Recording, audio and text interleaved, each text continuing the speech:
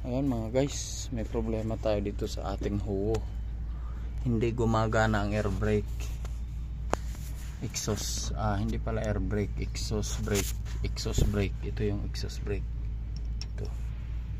So, hindi ito gumagana. So, nagpapagana dito ay ito.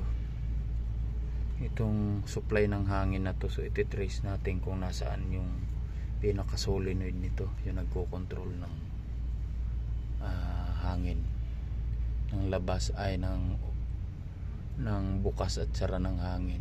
Ngayon yung pinaka solenoid nya, pag nag switch ka doon pupunta yun sa parang cut off nya sa solenoid. Yun ang titingnan natin kung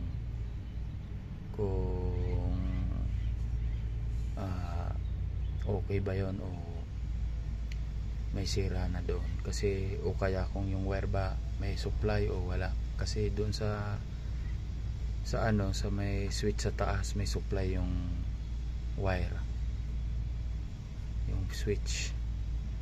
So yung pagbaba dito sa solenoid ang i-check pa natin kasi hindi pa natin nakikita kung nasaan yung mismong solenoid nya na nagko-control dito para magka-supply ng hangin to. Kasi kung ito ay walang supply ng hangin, hindi niya ito maitutulak. Pag ganun, hindi niya maitutulak para takpan itong dito. Kasi itong exhaust brake, pag nag-exhaust brake ka, ito ay gumaganyan-ganyan to sa may dito sa may exhaust. Binubuksan sara niya yung exhaust.